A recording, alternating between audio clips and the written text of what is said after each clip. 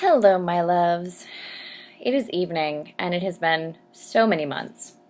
So, I'm in the middle of prepping for Arwen's 500 follower question and answer video, which totally makes me aware that I owe you guys so much stuff where it comes to actually answering a follow video questionnaire. So, I'm going to pick up on the front. I'm going to stop this when we hit 10 minutes, and I'll do other ones that hit 10 minutes too. Because it's spring break, and like Arwen's, I've got the time.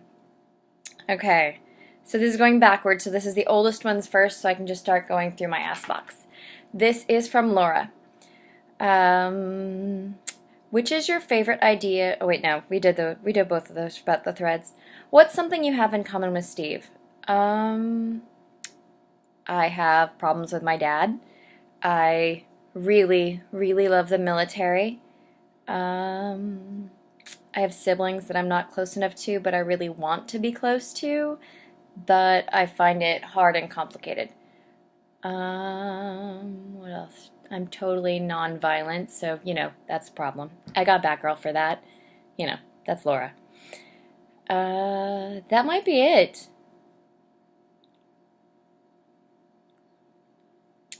I like people to touch me more than Steve does. I'm more honest than Steve. I talk a lot more than Steve. So, yeah, that might be it.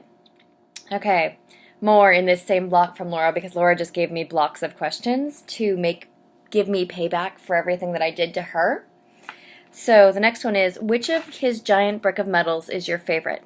Just like Steve, my most important thing that is on his chest will always be his trident. Because especially with seals, it does not matter what else they're wearing. They are always constantly striving of the opinion that they have not earned this forever. They have to earn it every single day. And it's part of why I really love that the last episode actually had Joe say, "We earned our trident today," because it's deeply important. They start over every morning. It doesn't matter if they are in service. It doesn't matter if they are out of service. This is a lifelong promise to continually earn their trident over and over and over again, no matter who they are or where they are or what job they're doing now. So that's my favorite on him.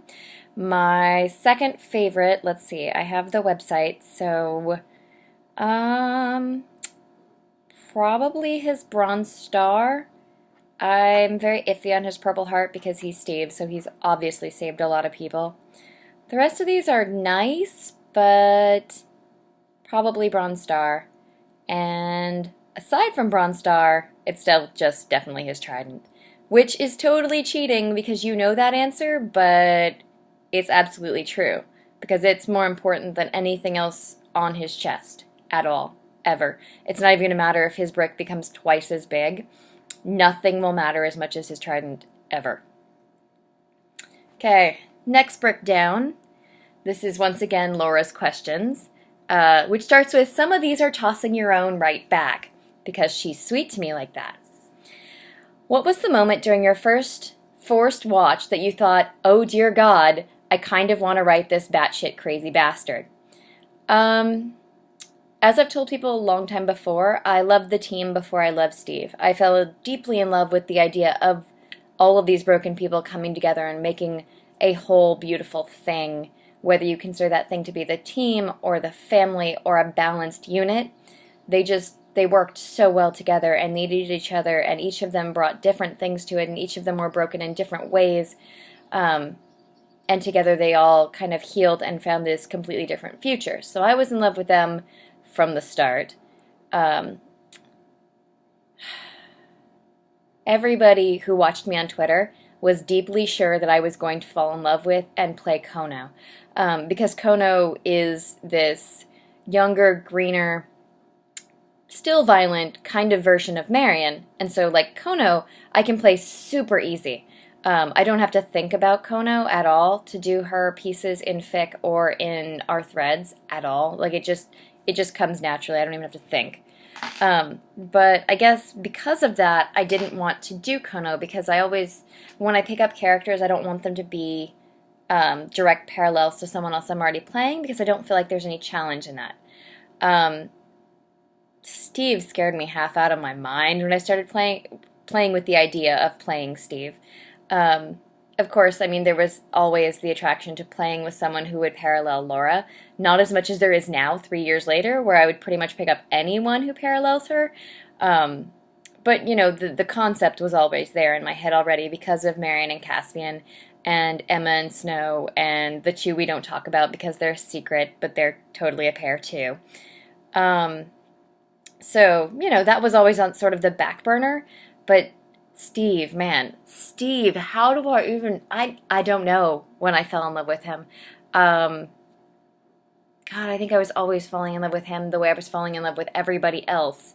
But, like, he's so idealistic and he's so able to turn everything off. He so needs people and needs emotion and needs a family, but he absolutely denies himself all of these things for 20 years.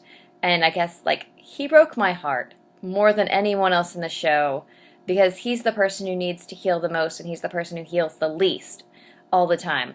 He's the person who does the most for people but refuses to let people do the most for him because he's convinced himself for so long, and it's so much a part of being a SEAL, that he doesn't need people to save him, ever, even though he is the center of this team with the biggest hole in his heart, kind of like Nathan Ford from Leverage. And the idea is, you know, if this person healed entirely, you'd miss part of the balance of that not being there. And also, I don't think Steve ever can. It's one of those things I have a deep problem with in fic, and in some people's playing of Steve.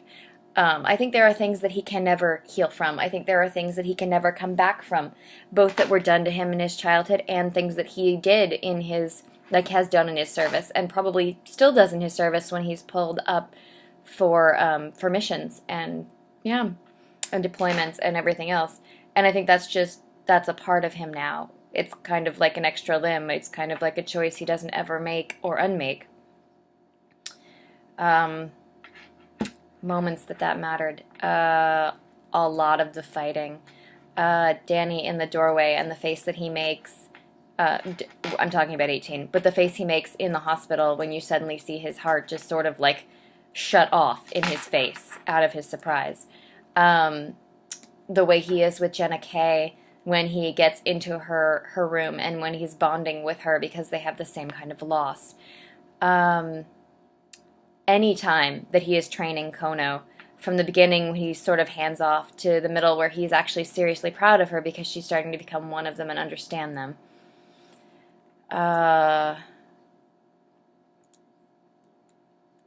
Oh crap, Mana'o? The episode where Steve sees Danny for the second real time, because the first time is always going to be the time that Danny punched him. The second real time when he realizes how deep Danny's loyalties go. Deeply important to me, where he starts to see the trees for the forest, at least for Danny, even though he sees the forest for everybody else. Because that O moment, which is the same kind of O moment he has in the doorway in the hospital, you know, like 10 later. But that O moment where he realizes that, no, really, Danny is unflappable and so deeply loyal and is never, ever going to, you know, distrust people first. He is always going to have someone who shoves evidence in his face and makes him see that someone is, you know, broken and stopped being worthy of his trust before he will ever start distrusting them. Which really, I want to see so much about how Rachel and he broke up because of that. Okay, I have less than a minute on this one. This is only going to be one more question. She still has more in her block. That one's too big for 40 seconds. If you met Alex right now, what would you ask him about Steve or the show? I'd ask him his actual opinions about McDano. I'd ask him his opinions about Doris and how bad of a mother she is currently, not in the past.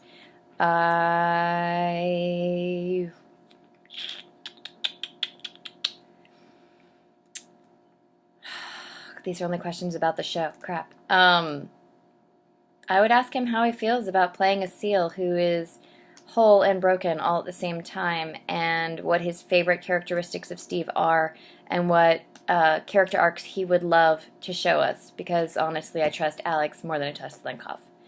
Okay, we just passed the first 10-minute mark, so I'm going to stop this video and I will start another one.